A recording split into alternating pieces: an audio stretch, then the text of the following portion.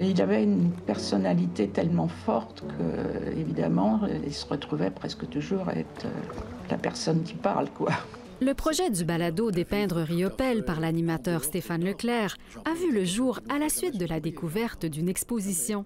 J'ai vécu un choc lors de l'exposition consacrée à Jean-Paul Riopelle au Musée des Beaux-Arts de Montréal. Un vrai choc, ce qu'on appelle le syndrome de Stendhal. Quand on ressent presque un vertige en regardant des œuvres d'art dans un musée, il y a certaines personnes qui embrassent l'œuvre. J'ai pas fait ça, moi, mais c'est vraiment pendant cette exposition-là que je me suis rendu compte à quel point Jean-Paul Riopelle est un génie. Le document audio Dépeindre Riopelle est divisé en 7 chapitres. Le premier se déroule à l'île aux Grues où le peintre a résidé un grand nombre d'années jusqu'à sa mort en 2002. Riopelle, c'était vraiment un être libre. Et ça, c'est une métaphore un peu à comment il vivait intensément. Et ça venait d'une nature profondément québécoise. Ce balado, qui rassemble des dizaines de témoignages récoltés du Québec à la France, en passant par le Nunavik, nous permet d'entendre notamment Gilles Vigneault, Robert Lepage et Iseult Riopelle.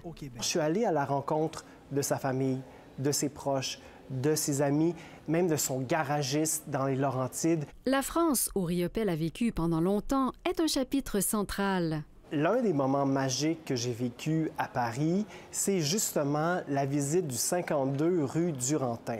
Lorsque Jean-Paul Riopelle commence à se rendre à Paris à partir de 1946 et décide d'y faire une bonne partie de sa vie, dans les premières années, ça ne fonctionne pas. Il ne réussit pas à vendre ses tableaux, il y a quelque chose qui ne marche pas. Jusqu'au jour où un marchand d'art, un collectionneur, lui dit « Tiens, j'ai un atelier, utilise-le pendant quelques mois et peut-être que ça va t'inspirer. » À partir de ce moment-là, tout change. C'est dans cet atelier-là qu'il va créer les fameuses mosaïques. Des extraits variés d'archives d'entrevues avec l'artiste apportent également un bel éclairage au balado. Et quand je finis une toile, je me souviens pas quand je l'ai commencé. Il vivait sa vie au maximum avec sa collection de voitures, avec son voilier, avec ses amis, avec l'alcool, avec ses conquêtes amoureuses. Et puis, quand l'inspiration le prenait, quand il avait fait le plein de la vie, alors là, il créait jour et nuit pendant des semaines et des semaines. Un vrai passionné, mais toujours dans la démesure.